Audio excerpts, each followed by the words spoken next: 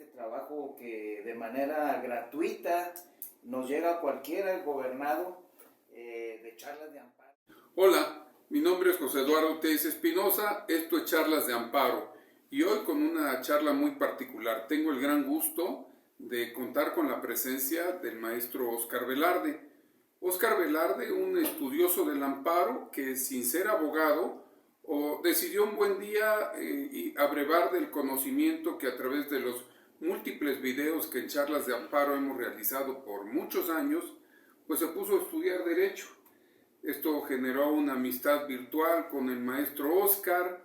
Esto ha generado que diariamente, y lo reconozco, me envía la transcripción de muchos de los videos que ha ido viendo. No sé cuántos le falten, maestro, pero ya superó los 100, en donde todos los días me está enviando estas charlas de amparo y genera un compromiso mayor.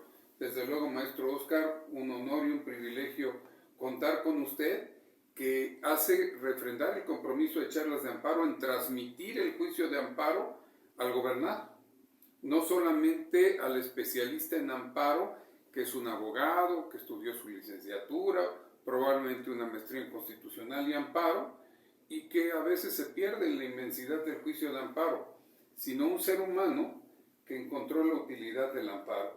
Sea usted bienvenido. Y me dijo que quería platicar. Vamos a charlar de amparo, maestro. Un honor, maestro querido.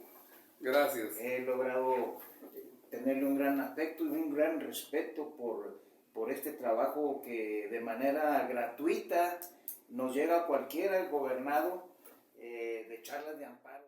Sin duda alguna, el juicio de amparo es, yo creo que la más bella institución jurídica que tenemos en México. Siempre se le ha atribuido la creación jurisprudencial a los grandes autores como Crescencio y Rejón, Mariano Otero, Ignacio L. Vallarta. Vamos a hablar básicamente en el primer punto, y seré lo más directo posible. Tomar en cuenta las dos reformas constitucionales más recientes que han incidido en el juicio de amparo. La reforma constitucional del 2011, aquella del 6 de junio del 2011, que en conjunto con las del 10 de junio, que fue la de Derechos Humanos, transformó la naturaleza de nuestro juicio de amparo, trajo instituciones novedosas a nuestro juicio, como en aquel entonces el interés legítimo, ahora ya de uso frecuente a través de los amparos, trajo los entonces plenos de circuito, entre algunas otras instituciones que se fueron modernizando. Sin embargo, 10 años después, maestro Óscar, el constituyente decide hacer una nueva reforma, y en esta nueva reforma dice, ¿sabes qué? Ya me di cuenta, la creación de los plenos de circuito, que era la reunión de los magistrados de una misma especialidad, dos tribunales, entraban todos los magistrados, más de tres tribunales o más, solamente un integrante por tribunal colegiado, para dirimir las contradicciones de tesis de ese circuito. Lo que se generó fue la creación ahora de los plenos regionales de circuito, que esto trae como consecuencia que en distintos lugares de la República se vayan a establecer, y con una creación muy peculiar. Van a ser solamente 3 magistrados, seguramente los 3 magistrados decanos, los 3 magistrados de más experiencia, que se van a dedicar a resolver las contradicciones de tesis, a manera de pequeñas cortes a lo largo de la República Mexicana. Pero pues va a ser muy interesante, porque si antes era complicado ponernos de acuerdo en un circuito, en donde por ejemplo aquí en el sexto circuito hay 3 colegiados en materia administrativa, pues bueno, con 2 que nos pusiéramos de acuerdo, el tercero ya quedaba relegado, se sometía a la jurisprudencia del pleno de circuito y con eso terminaba la historia. Pero ahora resulta que se escapará de las manos del gobernado y del propio magistrado de circuito, porque a la usanza de la Suprema Corte, 3 magistrados de pleno regional dirimirán las contradicciones de tesis que haya en ese circuito, y generará mayor seguridad jurídica. Probablemente a muchos magistrados de circuito no les vaya a gustar el criterio, pero va a pasar lo mismo que en la Corte. Una reforma reforma despresurizadora en donde a la Suprema Corte le irán llegando cada vez menos asuntos y de mayor relevancia para poderlo hacer. Creo que eso es algo de lo más importante de esta reforma 2021, y una parte que no me gusta, y lo digo en público, es suprimieron el recurso de reclamación contra el desechamiento del amparo directo en revisión.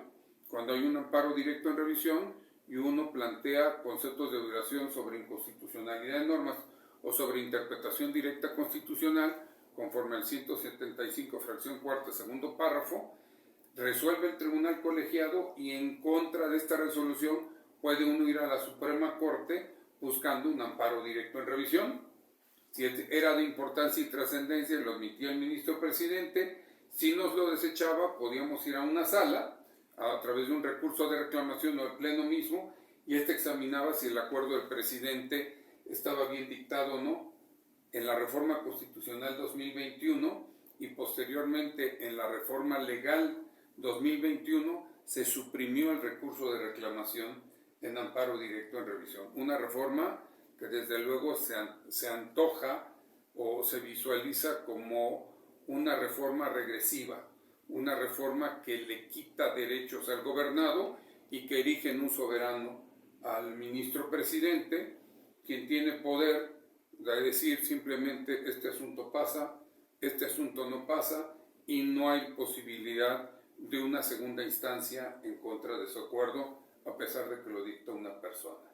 Eso en esta primera parte, maestro, podemos verlo como parte de la historia de nuestro juicio de amparo, de esta historia moderna, en donde el interés legítimo es muy bueno, la jurisprudencia de la Corte ya no es por reiteración, basta un solo precedente con mayoría calificada de 4 de 8, y eso es bueno. ¿Por qué? Porque pues, en un solo criterio se genera la obligatoriedad de los precedentes. Algunos se desgarraron las vestiduras, pero es lo mismo que pasa en las controversias constitucionales y en las acciones de inconstitucionalidad. En la ley reglamentaria de las fracciones primera y segunda del artículo 105 de la Constitución sucede exactamente lo mismo, y como consecuencia trae el que se tenga que, con un solo asunto, con mayoría calificada, sea suficiente para que ya no suban más asuntos a la Corte, e incrementa la grave responsabilidad que tienen los ministros,